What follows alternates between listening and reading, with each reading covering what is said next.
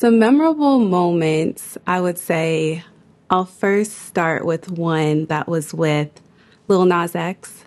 So when I was working at Columbia, I was hired to be a marketing director. Felicia Fant, she was the co-head of urban marketing. So we were on the run of Old Town Road. And in 2020, he had a Doritos commercial for the Super Bowl, right? So we went to the Super Bowl, we were in Miami, and we pulled up, got out the car, and we were waiting for a cart, right? One of those golf carts. We were waiting for a while. And so we're like, well, there's a golf cart, there's another golf cart, like, where's ours? So we can go inside of the stadium. And so at some point, Lil Nas X was like, that's where we have to go? Because it's, we're in the parking lot and you can see the stadium. And he ended up saying, well, let's just go ahead and walk there. And so we said, skip the golf cart. We went ahead and walked. But as we're walking, it was like storms of people following us, like wanting to meet him, wanting to stop him. And they just kind of went wild. I hadn't seen it before with any other artist to that magnitude, to be able to really stop people in their tracks and want to follow him from every single point that he was going to. And so we're going through security, we're going through the concourse, we're going up to the suite, and people are like, can I take a photo? Can I have this autograph? And honestly, the great part about it was that he did stop and talk to all of those people, as crazy as it was. And there's our security who's like, hey, we got to keep going. We got to keep going. He was like, no, I want to go ahead and take a photo with his fans. And so that was a really memorable moment for me when it comes to really just an artist and their fans and their interactions with each other. To be able to see that in today's day, we used to see those things with Michael Jackson. We used to see those with big stars, and he was just that big star of our time. And so that's one of my memorable moments, because it was a big year for him, and to have that Super Bowl commercial, many artists don't get that chance. So that was one.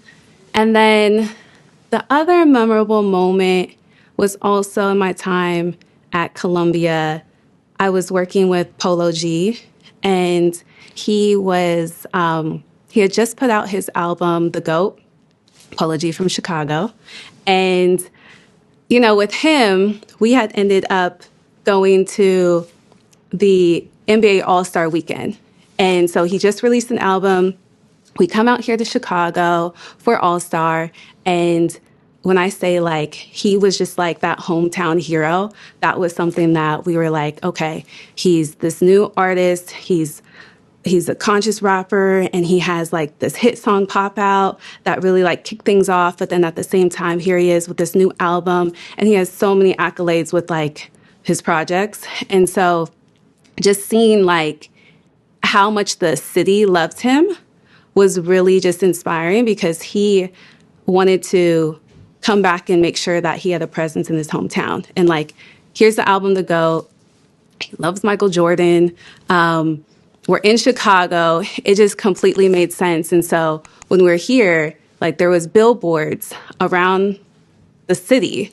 I had went ahead and worked with him and his management to go ahead and say, hey, let's identify all the different places. So we started out with, right when you got off, your plane in the airport, you see Polo G welcomes you to Chicago, right? So we hit that at the baggage claim. You hit that messaging when you're on your way on the freeway. I remember we were out to eat, and it was this restaurant owner. He came out and welcomed us. Owners will typically do, our managers.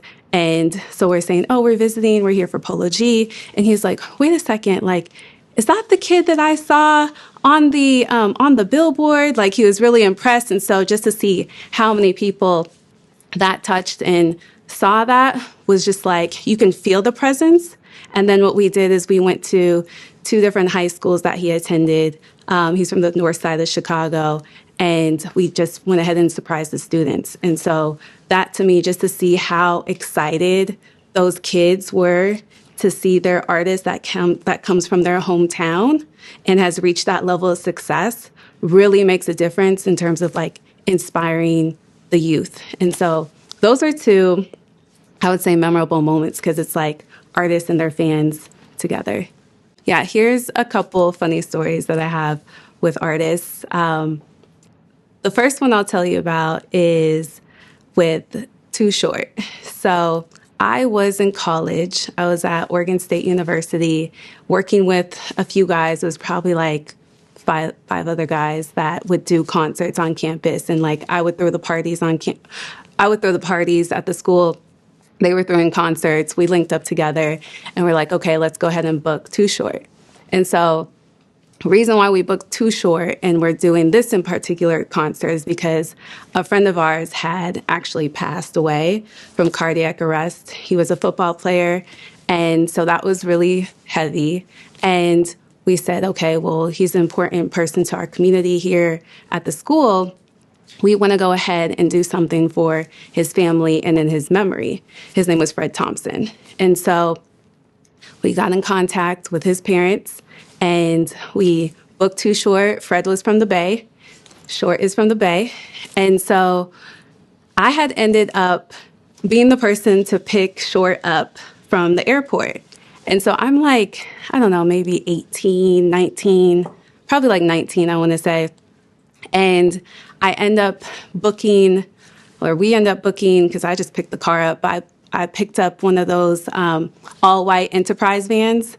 And so I'm driving from Corvallis, Oregon, to Portland, Oregon, which is about an hour and a half drive. I go ahead, pick him up, and pick Fred's parents up. So it's me, Too Short, his DJ, his manager, Fred's parents. I ended up picking up my sister along the way too. She actually had like a softball game, and I was like, "Hey, you got to come with me because I need she's like my right hand, you know. She's always there for everything for me." And so I pick her up, stop by the house. Too Short still in the van. Fred's parents are in the van, and we end up driving all the way back to Oregon State. Now, I'm like in the car, and there was another young girl with us too. I didn't know her prior, but the guys that I've been working with was like, "Oh, here's an assistant. Like, here's someone that can really help you get some of these things done." And, you know, she had ended up bringing some stuff onto the van, and I won't talk about that. But I was just like, wait a second, you can't do this. And I was so pissed off because I'm like, I'm in the car, I'm driving this artist. Also, too, I'm in this van that's like shaking because the wind and like it was probably like a 12-person van, and I'm like, I can't believe I'm driving Too Short, and these are people like that I'm responsible for. And so we ended up getting there, but it was funny. Too Short, I mean, he was great. He was talking to my sister, and she was playing Angry Birds, like when it was like a hot thing at the time. He's like, "What are you playing?" She's like, "Angry Birds." And he was like, "Oh, I want to play," you know? So like those things were just like funny moments to be like, I'm literally driving Short in this like 12-person passenger van for an hour and a half to and from this small town in Corvallis, Oregon, you know? And so he went ahead and came out. It was like everyone had a ball. Everyone had a great time. But it was a benefit concert to go ahead and raise funds for Fred and his family.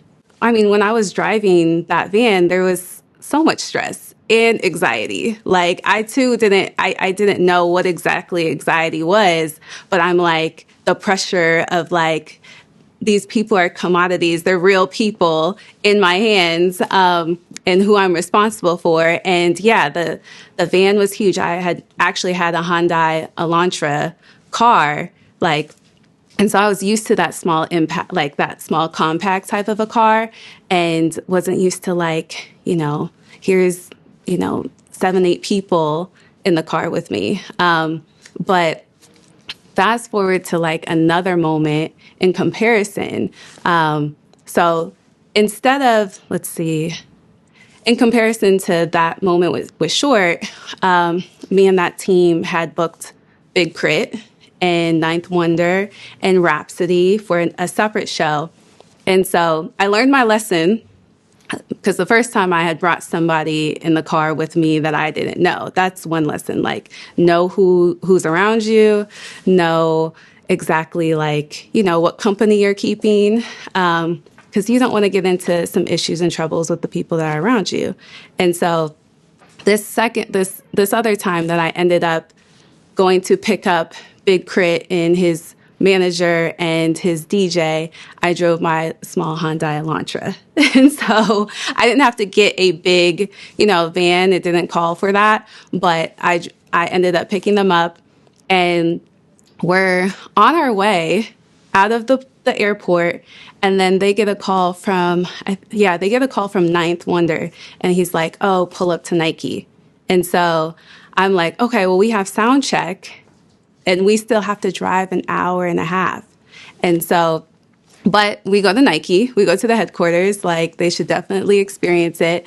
And so we get there, and Ninth is there with Rhapsody, and, Big Crit greets them. We all say hello. I actually had ended up working prior to with some of those guys on the Nike team. I was part of their Nike design program. I was in this organization called Self-Enhancement Incorporated out of Portland.